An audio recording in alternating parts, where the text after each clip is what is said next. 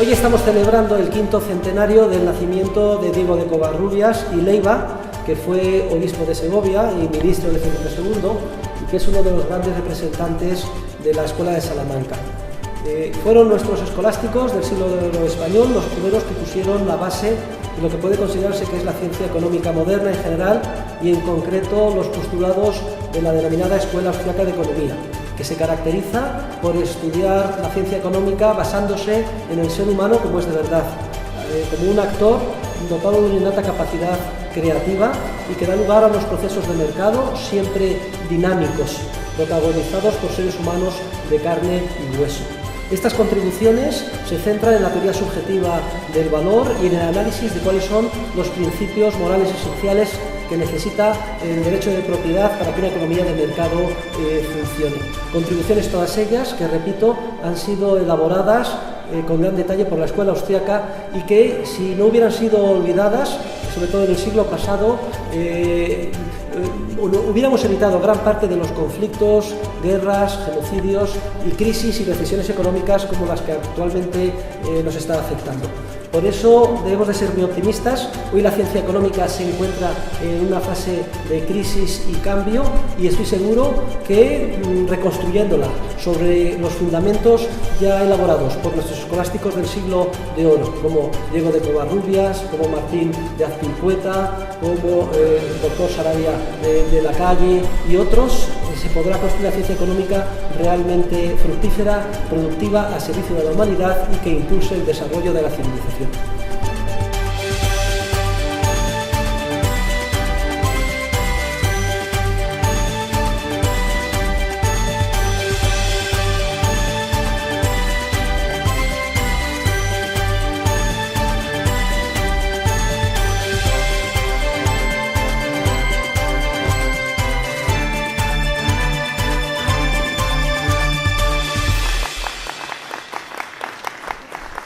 Muchas gracias de nuevo al señor obispo, a los miembros del Cabildo Catedralicio, a todos los presentes.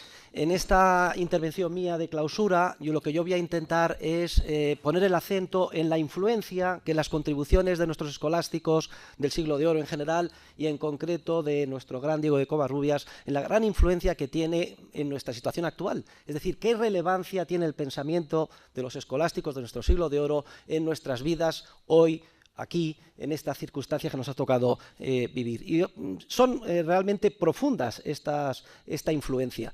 Si algo podemos constatar, los profesores de economía, es que hoy en día, y creo que esto también se sentirá a nivel popular, la ciencia económica se encuentra en una profunda crisis. Estamos en una gran recesión económica, hay millones de parados, parece que la ciencia económica no ha sido capaz de dar respuesta a las exigencias, a los desafíos que tenemos derecho los ciudadanos a pedir de ella.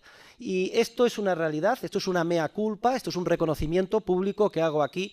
Y lo que quería, en primer lugar, insistir y aclarar es que en gran medida esta insuficiencia de nuestra disciplina tiene su origen en haber abandonado gran parte de las contribuciones que ya fueron estudiadas y fueron aportaciones de nuestros teóricos del siglo de oro español. El siglo pasado ha sido el siglo de los genocidios, ha sido el siglo de las grandísimas guerras, ha sido el siglo del comunismo. Parecía que con la caída del muro de Berlín se iniciaba una nueva etapa, sin embargo estamos en una situación decepcionante viendo que de nuevo hemos caído en los excesos de la ingeniería social y por una profunda crisis que todavía la mayor parte de los ciudadanos no son capaces de explicar. ¿A qué se debe esto? La ciencia económica tradicionalmente se pensaba que tenía su origen en las contribuciones de Adam Smith. Adam Smith es un pensador inglés de origen protestante, calvinista, que escribe La riqueza de las naciones en 1776, haciendo en gran medida tabla rasa de las contribuciones de nuestros escolásticos del siglo de oro. El gran error de Adam Smith es haber introducido el virus de la teoría objetiva del valor, según la cual se supone que el valor de las cosas es algo intrínseco a las mismas. Sus sucesores de la escuela clásica inglesa dieron un paso más y dijeron que el valor dependía del trabajo incorporado a la hora de elaborar las cosas. Y aunque se dice que los teóricos de la escuela clásica inglesa son liberales, partidarios de una economía de mercado, en realidad lo que hicieron fue servir en bandeja a Carlos Marx y a los teóricos marxistas la teoría de la explotación, que luego sirvió de alimento ideológico a todos los genocidios y graves conflictos y guerras que han asolado a la humanidad en el último siglo. Si Adam Smith hubiera releído las contribuciones de los escolásticos y les hubiera hecho caso, no habría caído en este error. Porque el gran Diego de Covarrubias, en 1555, y aquí tengo el volumen 2, página 131, ya expone por primera vez, mejor que nadie, articula la teoría subjetiva del valor, donde indica que el valor de una cosa no depende de su naturaleza objetiva, sino de la estimación subjetiva de los hombres, y añade, incluso aunque tal estimación sea alocada. Y además pone el siguiente ejemplo. Dice, el trigo tiene exactamente la misma naturaleza objetiva aquí y en las Indias, y sin embargo en las Indias su valor es mucho mayor, porque allí es más escaso y los hombres lo estiman más. Teoría subjetiva del valor, que es completamente contraria a la teoría errónea objetiva que después Adam Smith desarrollaría. En la misma línea tenemos a otro escolástico, Luis Sarabia de la Calle. Expone su obra en castellano, ese es un mérito, la titula Instrucción de Mercaderes. Y allí por primera vez expone cuál es la correcta relación que existe entre precios y costes, en el sentido de que no son los costes los que determinan los precios, como después teorizará Adam Smith y sus sucesores, sino que es exactamente al revés. Son los precios de las cosas los que determinan los costes. Dice exactamente Sarabia de la Calle, los que miden el justo precio de las cosas, según el trabajo, costas y peligros del que trata o hace la mercadería, yerran mucho, porque el justo precio nace de la abundancia o falta de mercaderías, de mercaderes y dineros, y no de las costas, trabajos y peligros. Fíjense ustedes, no es el coste el que determina el valor, ni mucho menos el coste del trabajo, sino la estimación subjetiva, la escasez, la abundancia y también el espíritu empresarial, instrucción de mercaderes. Él llama mercader a los empresarios. Es la figura del empresario dotado de una innata capacidad creativa, aquella sobre la que pivota todas las contribuciones de nuestros escolásticos. Es el ser humano dotado de libre albedrío frente al ser humano predestinado de los protestantes y calvinistas. Y es importante porque Adam Smith también inocula otro virus letal en nuestra disciplina, que luego desarrollan incluso hasta hoy mis colegas, que es la obsesión por estudiar un fantasmagórico mundo de equilibrio, donde toda la información esté dada, donde los responsables de la ingeniería social puedan moldear nuestra vida a su antojo. De hecho, Adam Smith centra su programa de investigación en el estudio del equilibrio a largo plazo y no del estudio de los precios que se dan cada día en el mercado. Y sin embargo, nuestros escolásticos ya habían aclarado perfectamente la cuestión. El gran Juan de Lugo, en 1615, se pregunta, ¿está dentro de la capacidad del ser humano llegar a descubrir cuál es el precio de equilibrio de las cosas?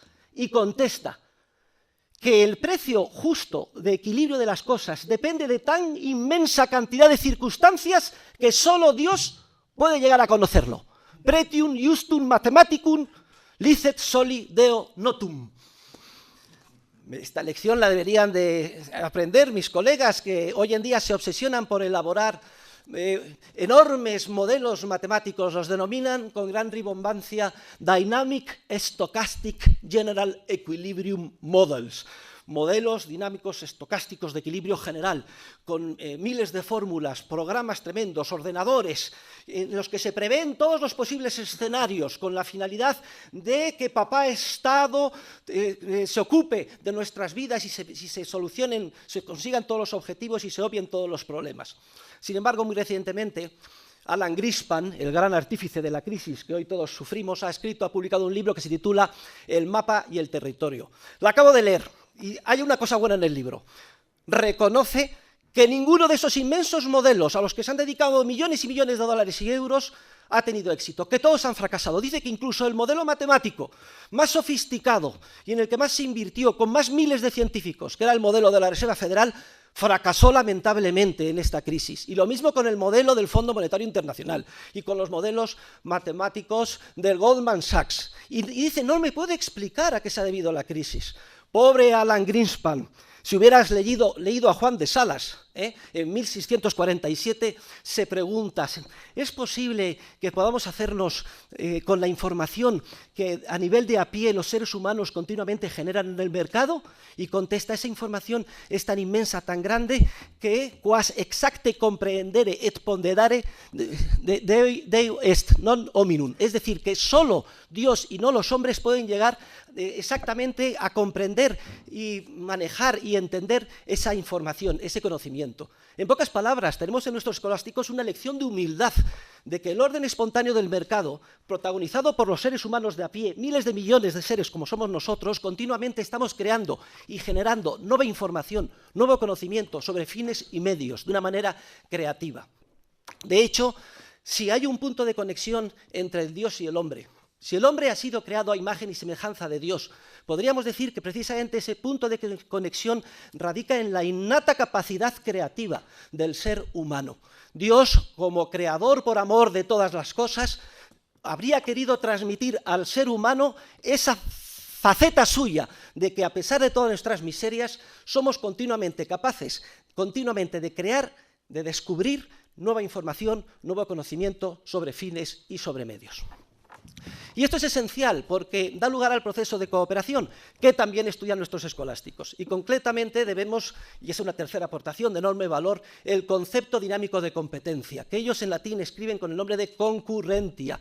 Tenemos el libro, por ejemplo, de Jerónimo Castillo de Bobadilla, Política para corregidores, en el que explica que la competencia es un proceso de rivalidad y que cuando los empresarios unos a otros tratan de emular, emulatio es el término que utiliza, lo que hacen es servir mejor a los consumidores y hacer bajar el precio. Y esta concepción obvia de la competencia choca de lleno con la competencia tal y como la describen en los modelos matemáticos mis colegas del equilibrio, como un fantasmagórico modelo de equilibrio estático que llaman de competencia, y para mayor risa, perfecta, entre comillas, que se caracteriza porque todos los empresarios hacen lo mismo, nadie hace nada distinto, nadie trata de superar ni emular a los demás y además todos venden el mismo producto al mismo precio. Es decir, denominan competencia y además la califican de perfecta a un simple estado que si por algo se caracteriza es porque en él nadie compite. Y todo de nuevo por olvidar las contribuciones de nuestros grandes escolásticos del siglo de oro español. Y podríamos estar mucho tiempo revisando otras partes de la ciencia económica. Quizás sea relevante en estos momentos referirnos a la teoría monetaria, porque nuestros escolásticos fueron testigos de excepción de unas circunstancias económicas que no se han vuelto a repetir hasta hoy. La llegada masiva de metales preciosos, en suma, el incremento tremendo de la oferta monetaria como consecuencia del descubrimiento de América. Digo incremento tremendo, pero en realidad fue un juego de niños en comparación con el que hemos experimentado hoy, porque para que se hagan una idea, la oferta monetaria se duplicó en un siglo. Y sin embargo, con las tasas de crecimiento que hemos experimentado desde comienzos de este siglo hasta la recesión, algunos años han sido del 7, del 8, del 9, del 10 y del 14% de crecimiento de la masa monetaria, tanto en Estados Unidos, sobre todo, donde la borrachera monetaria ha sido espectacular, y en menor medida, pero también en Europa, lo que supone duplicar la masa monetaria cada 7 años, no en un siglo, sino cada 7 años. Y ya nuestros escolásticos teorizaron perfectamente los efectos perturbadores de ese crecimiento monetario, de lo que hoy denominamos inflación. Tenemos la aportación clarísima del gran doctor Navarro, Martín de Azpilcueta, que explica clarísimamente que el dinero vale menos en España que en Francia porque aquí es más abundante. O dicho de otra forma, que los precios nominales de las cosas en España son mucho más altos que en Francia. En realidad la idea es lo que hoy se conoce con el nombre de teoría cuantitativa del dinero, ya había sido enunciada por Nicolás Copérnico años antes, pero no con tanto detalle ni aplicada a los hechos económicos concretos como lo hace Martín de Azpilcueta, al que debemos también otra contribución muy meritoria, que es haber recogido la antigua doctrina tomista de la preferencia temporal, según la cual las cosas hoy valen más que las cosas en el futuro desde el punto de vista de la justicia. Y esto es importante porque la teoría de la preferencia temporal es la que está en la base de la concepción o de la fundamentación y de la legitimación del interés como precio clave en el mercado de los bienes presentes en función de los bienes futuros. Y en esa época había todo el debate sobre la usura y el interés, y son nuestros escolásticos los que ya empiezan a tratar de buscar cómo se puede aceptar el interés en determinadas circunstancias o condiciones, es decir, abrir una puerta al oxígeno que necesita el mercado, que es el préstamo con el interés, la remuneración del necesario ahorro para financiar las inversiones. Pero la contribución de Azpilcueta en el ámbito monetario hay que completarla con las contribuciones de otro grandísimo escolástico, nacido en Talavera de la Reina, creo que sitio muy querido para nuestro señor obispo, en 1537, el gran padre Juan de Mariana. Juan de Mariana, bueno, antes de entrar en sus contribuciones monetarias, ya saben que le encargó Felipe II un pequeño manual para educar al futuro rey, Felipe III, que se plasmó con el título de Rege et Regis Institutione, sobre la monarquía y la institución real, donde Juan de Mariana desarrolla la teoría del tiranicidio. Manifiesta el Juan de Mariana que, bueno, primero define al tirano.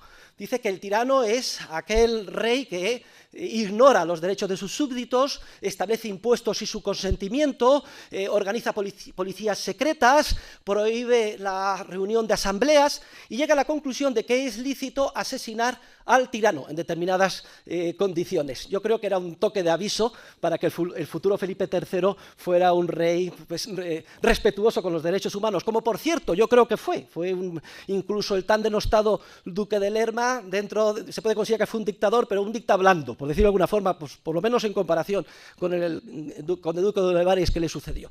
Entonces, esa doctrina del tiranicidio es importante porque el libro fue quemado públicamente en París, dado que se decía que había sido utilizado para justificar los asesinatos de los reyes franceses Enrique III y Enrique IV. No fue quemado en España, yo creo que todo lo que joroba a los franceses, a los españoles nos encanta, aparte de que estaba escrito en latín y se pensó por las autoridades que su impacto popular no sería demasiado grande.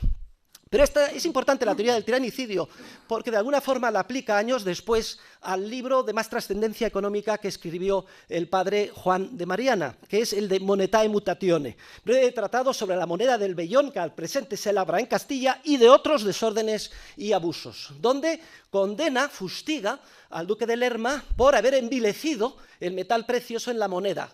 Lo que hacía era quitar la plata poca que quedaba en el maravedí y solo dejar vellón pura de cobre. Claro, era muy fácil para hacer frente a los pagos, pero esto equivalía a multiplicar la oferta monetaria. El efecto que se produjo es un incremento tremendo de los precios y una revolución, una destrucción del sistema de intercambio, que es lo que perfectamente analiza Juan de Mariana en este libro. No solo la teoría cuantitativa, que los precios en general suban, sino la desorganización en el comercio que de alguna forma afecta tremendamente y pone las bases de lo que va a ser la situación de profunda recesión económica de nuestro país a partir de esos años.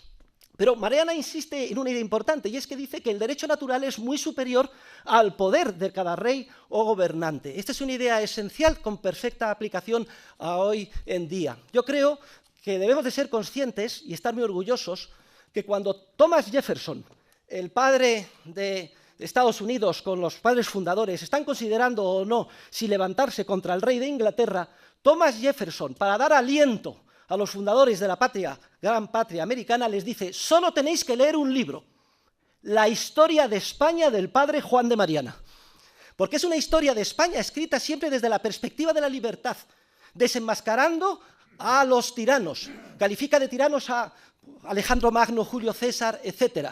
Es una historia escrita desde la perspectiva de la lucha del hombre denodada por defender su libertad contra los tiranos y aquellos que quieren pisotearla. Y creo que debe ser motivo de honor para todo español que seamos conscientes de esto, que muy poca gente lo conoce. Y debe ser motivo de ignominia para España que la gran historia de España en general y en general el resto de las obras del padre Juan de Mariana no hayan sido publicadas en ediciones comentadas, actualizadas hoy en día. Este es un desafío que tenemos todos pendiente. Y luego también me gustaría referirme a la gran contribución de nuestros escolásticos, sobre todo Luis Sarabia de la Calle, respecto de la banca, la teoría de la banca. Porque ellos ponen de manifiesto que el contrato de depósito es incompatible con el contrato de préstamo, que si yo deposito una cosa, tú tienes que mantener el depositario el 100% del equivalente de esa cosa en todo momento a disposición del depositante. Si el que recibe una cosa en depósito a la vista, sea trigo, aceite o dinero, se apropia de ella para prestarla, se produce, primero va contra el derecho natural, contra el derecho de propiedad, pero se produce en el ámbito monetario un curioso fenómeno de creación, de duplicación de unidades monetarias. Uno, el que ha depositado el dinero, sigue siendo perfectamente propietario de lo depositado y considera que es su saldo de tesorería, y otro, simultáneamente, que lo ha recibido como préstamo, también plenamente considera que forma parte de su saldo de tesorería. El mismo saldo de tesorería, supuestamente a disposición de dos personas. Una expansión del dinero o del crédito, y Luis Sarabia de la Calle explica que cuando se viola el principio general del 100% en el ámbito del depósito, se produce toda una distorsión de expansión monetaria, de crecimiento de los precios, de burbuja especulativa en última instancia, que tarde o temprano todo ello se derrumba dando al traste con los banqueros que quiebran y produciendo una profunda recesión. Es la teoría austríaca del ciclo económico, que es la única capaz de explicar lo que nos ha sucedido o lo que nos ha pasado hoy en día. Incluso Luis de Molina reconoce que los bancos son capaces de crear de la nada dinero mediante un simple asiento en sus libros, que él denomina chirographis pecuniarum, o dinero escriturario. Qué distinta habría sido la historia de la humanidad si estas importantísimas contribuciones en el campo monetario del ciclo económico no hubieran sido olvidadas. 3 siglos hemos perdido como consecuencia de ignorar a nuestros escolásticos. Y termino con 2 observaciones. Una, sobre las influencias previas. Es decir, nuestros escolásticos tampoco trabajaron en el vacío. Se apoyaron en toda una tradición previa, que se puede remontar incluso a las contribuciones o los sermones de Pedro Juan de Olivi, de San Antonino de Florencia, de San Bernardino de Siena, que justifican perfectamente la función del empresario, de que se tiene derecho al beneficio empresarial en base a que asumen, decían ellos en latín, su industria y su perícula, es decir, la asunción de riesgos o peligros típico del empresario, y luego el carácter industrioso, la buena gestión. Pero a su vez ellos se apoyan en toda la tradición aristotélica que se puede remontar hasta Santo Tomás de Aquino, que a su vez es heredero de toda la tradición de los jurisconsultos del siglo clásico del derecho romano, porque tenemos Gayo, Ulpiano, Papiniano. Sin saberlo, ellos fueron los primeros economistas, porque son los primeros en darse cuenta de que hay órdenes espontáneos en el mercado, resultado de la interacción de muchas personas, pero que no han sido deliberadamente creados por nadie. Como es lógico, ellos lo aplican al ámbito del derecho. Y tenemos aquí una cita que sabemos gracias a Cicerón, porque lo recoge en la República, como para Catón, el motivo de que nuestro sistema político, el romano, fue superior a los de todos los demás países era que los sistemas políticos de los demás países habían sido creados introduciendo leyes e instituciones según el parecer personal de individuos particulares, tales como Minos en Creta y Licurgo en Esparta. En cambio, nuestra República Romana no se debe a la creación personal de un hombre, sino de muchos. No ha sido fundada durante la vida de un individuo particular, sino a través de una serie de siglos y generaciones, porque no ha habido nunca en el mundo un hombre tan inteligente como para preverlo todo, e incluso si pudiéramos concentrar todos los cerebros en la cabeza de un mismo hombre, le sería imposible tener en cuenta todo al mismo tiempo, sin haber acumulado la experiencia que se deriva de la práctica en el transcurso de un largo periodo de la historia. Y si hoy sustituimos la cabeza de un solo hombre por el superordenador de la Reserva Federal, donde se han metido todos los modelos matemáticos más avanzados, entenderemos perfectamente por qué estaban condenados al fracaso. Esos modelos recogen una caricatura del ser humano, recogen un tipo ideal, tipo pingüino, que reacciona a los acontecimientos, pero no son capaces de modelizar el ser humano tal y como fue creado por Dios, dotado de esa innata capacidad creativa a la que antes me he referido. Y ahora viendo qué influencias han tenido los escolásticos posteriormente, bueno, la verdad es que los grandes profesores enseñaron a alumnos que terminaron enseñando a su vez en las universidades de América. Oreste Popescu ha publicado un libro en el que de alguna manera mimetiza lo que estamos haciendo hoy, pero con los escolásticos españoles que enseñaban en San Marcos de Lima y en la Universidad de México, como Juan de Batienzo o como Bartolomé Frías de Albornoz. Ahí hay todo un mundo que tenemos también pendiente de estudiar y de gran valor. Y luego también tengo que mencionar que hay una escuela que con gran cariño desde el principio ha pretendido estudiar en nuestra disciplina la sociedad, pero utilizando la perspectiva iniciada por nuestros escolásticos. Esta es la que se denomina Escuela Austríaca de Economía. Se llama Escuela Austríaca porque se considera que surge de la mano de Karl Menger a partir de 1871. Pero si leemos las obras de Menger veremos que están llenas de citas a los escolásticos. Concretamente cita el libro de Covarrubias, Veterum Collatum Numismatum, compilación de monedas antiguas, en el que se estudia cómo evoluciona el poder adquisitivo del maravedí como consecuencia del impacto inflacionario en el siglo anterior en el que él lo había escrito. Es una escuela de origen católico que surge en Viena y que yo estoy empeñado en rebautizar, que no se conozca con el nombre de Escuela Austriaca más, sino que se conozca con el nombre de Escuela Española, porque es el verdadero nombre que le corresponde en atención a cuáles son sus iniciadores. Y es curioso cómo Juan de Mariana, por ejemplo, dice, ¿cómo podemos... Trata además de dar soluciones operativas. ¿Cómo podemos ayudar al gobierno para que no se vea forzado a hacer inflación para pagar sus deudas? ¿Qué podemos hacer? Y Mariana propone una solución muy sencilla. Señores, la solución es sencillísima, querido duque de Lerma. La solución es equilibrar el presupuesto. Y sobre todo, cito literalmente, que la familia real, es decir, el Estado, gaste menos, porque lo moderado, gastado con orden, luce más y representa mayor majestad que lo superfluo sin él. Y además añade que el rey nuestro señor acorte sus mercedes, sus dádivas, sus subvenciones. Es que es clarísimamente lo que está pasando hoy con el Estado, que todo lo quiere subvencionar. Los libros de texto, las agencias de contracepción, las cosas más peregrinas. Dice que no premie de manera tan generosa a los servicios reales o supuestos de sus vasallos, concediéndoles pensiones vitalicias, pues no hay en el mundo un reino que tenga tantos premios públicos, encomiendas, pensiones, beneficios y oficios como tiene el nuestro.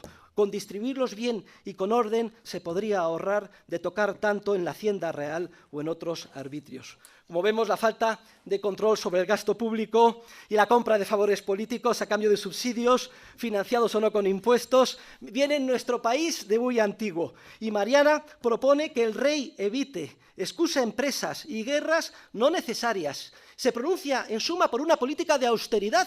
¿Y qué cosa de más actualidad hoy en día que la política de austeridad?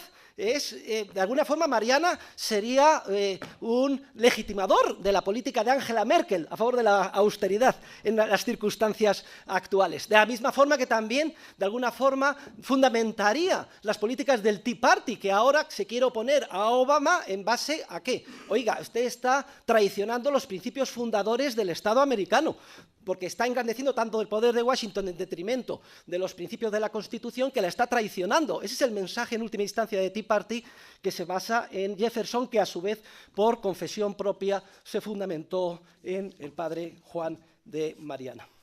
Y termino mi intervención con una cita del gran Jaime Balmes, otro tomista español que murió en el siglo, en 1800, muy joven, 1844.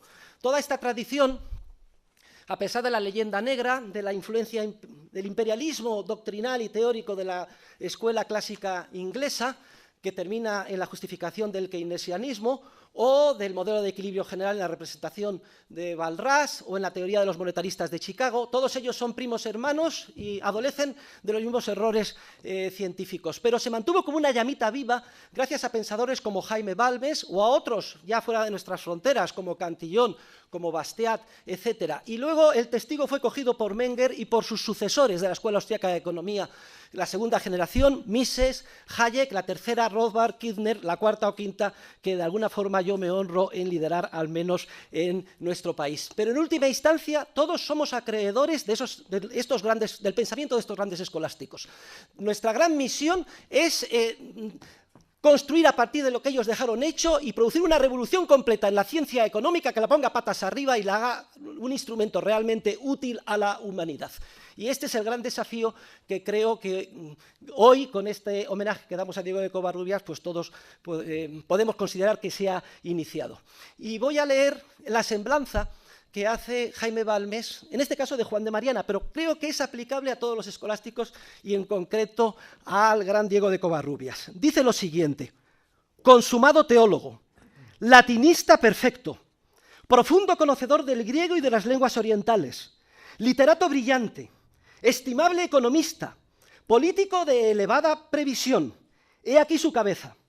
Añadid una vida irreprensible, una moral severa, un corazón que no conoce las ficciones, incapaz de lisonja, que late vivamente al solo nombre de libertad, como el de los fieros republicanos de Grecia y Roma, una voz firme, intrépida, que se levanta contra todo linaje de abusos, sin consideraciones a los grandes, sin temblar cuando se dirige a los reyes.